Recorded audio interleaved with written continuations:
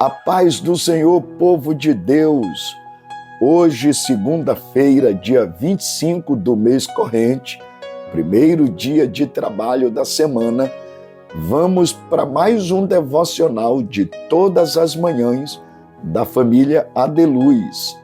E o nosso tema de hoje, o milagre da multiplicação. Nosso texto base está no Evangelho segundo escreveu Lucas, o capítulo 9, a partir do versículo 13 ao 17, onde está escrito: Jesus, porém, lhes disse: deem vocês mesmos de comer a eles. Os discípulos responderam: não temos mais que 5 pães e 2 peixes, a não ser que nós mesmos vamos e compremos comida para todo este povo. Porque estava ali cerca de 5.000 homens. Então Jesus disse aos seus discípulos: façam com que se assentem em grupos de 50. Eles atenderam, fazendo com que todos se assentassem, e Jesus, pegando os 5 pães e 2 peixes, erguendo os olhos para o céu, os abençoou, partiu e deu aos seus discípulos para que os distribuíssem entre o povo. Todos comeram e se fartaram, e dos pedaços que sobraram foram recolhidos 12 cestos. Meus amados, o milagre da multiplicação dos pães e também dos peixes é o único milagre realizado por Jesus que está registrado nos 4 evangelhos: Mateus, Marcos, Lucas e também João. Daí, notamos sua indisputável importância. Esse episódio, registrado na Bíblia, enseja-nos algumas preciosas lições que vou compartilhar no devocional de hoje. A primeira lição é que Jesus demonstra o seu cuidado à multidão justamente no dia de seu luto. Vou repetir. Jesus demonstra seu cuidado à multidão justamente no dia de seu luto. É interessante observarmos isso. Se não bastasse a correria do ministério e a falta de tempo sequer para comer, Jesus acabara de receber a notícia de que João Batista, seu primo e precursor, acabara de ser degolado na prisão por ordem do rei Herodes. Esse era um dia de luto. Mas nessa hora de dor, ele ainda encontra tempo para atender a uma multidão aflita, ensinando-a, curando os seus enfermos e multiplicando pães e peixes para mitigar a sua fome. É interessante quando paramos para analisar tudo isso, porque essa atitude de Jesus nos ensina que os dramas da vida não são impedimentos para a prática do amor, nem estorvos para servir ao próximo.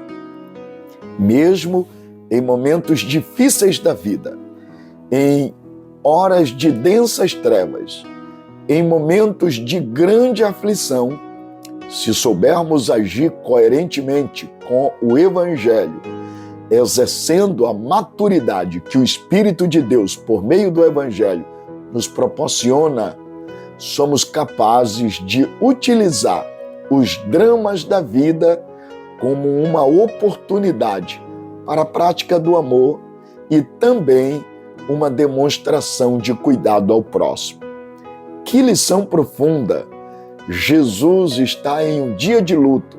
Seu primo e precursor João Batista fora degolado na prisão por ordem de um rei terrível. Mas apesar disto, Jesus demonstra seu cuidado à multidão no dia de seu luto. Essa é a primeira lição que nós aprendemos. Segunda lição: Jesus nunca é pego de surpresa quando nossos problemas parecem insolúveis. Eu vou repetir. Jesus nunca é pego de surpresa quando nossos problemas parecem insolúveis.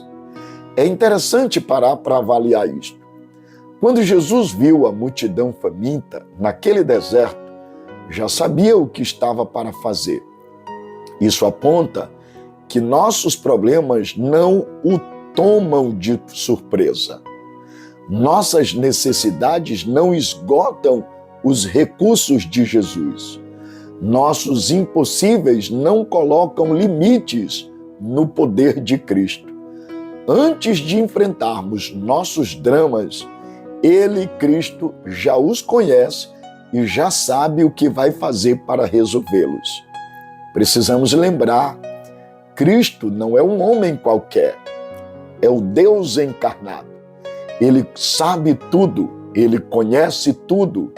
Nada o pega de surpresa, porque Ele é onipotente, Ele tem todo o poder. Ele é onisciente, sabe todas as coisas. Ele é onipresente, Ele, portanto, está em todos os lugares. E Ele é presciente, Ele vê o futuro antes mesmo de acontecer.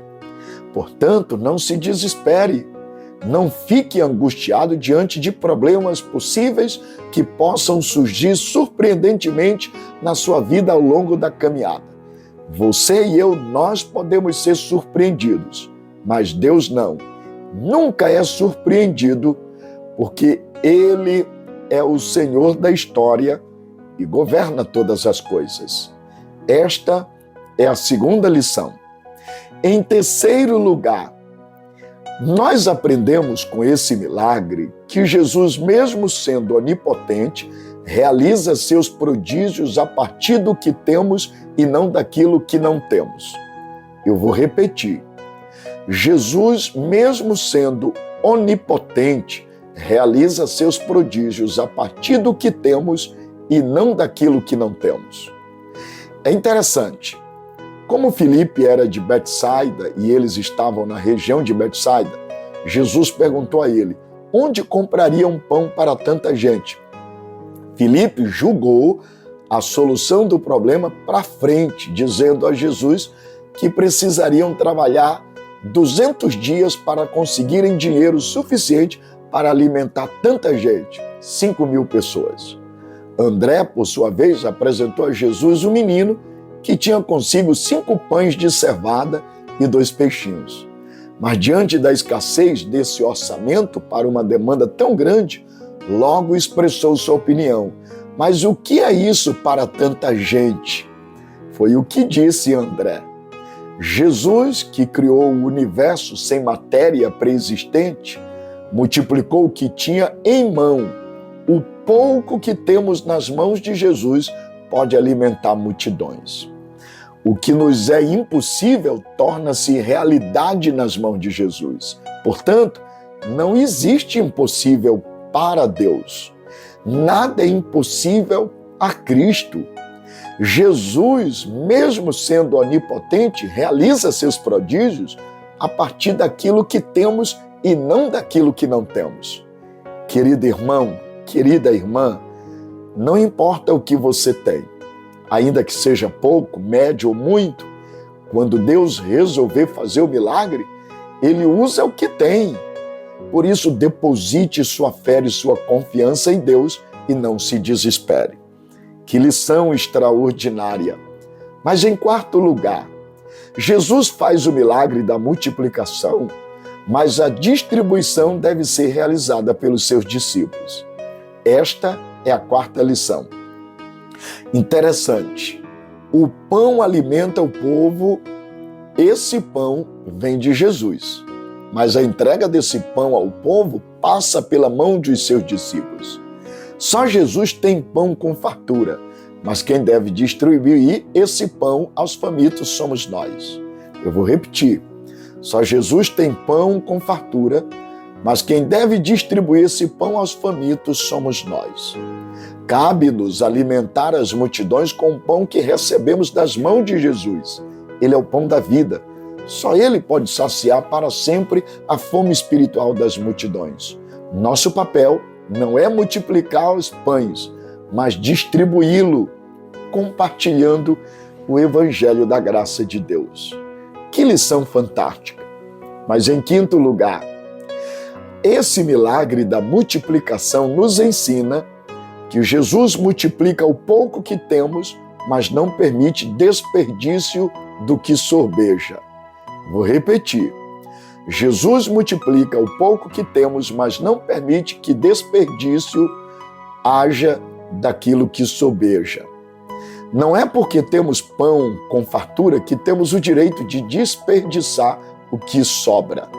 Jesus ordenou que fossem recolhidas as sobras. Isso vale destacar que os discípulos, como aquela multidão, também estavam famintos.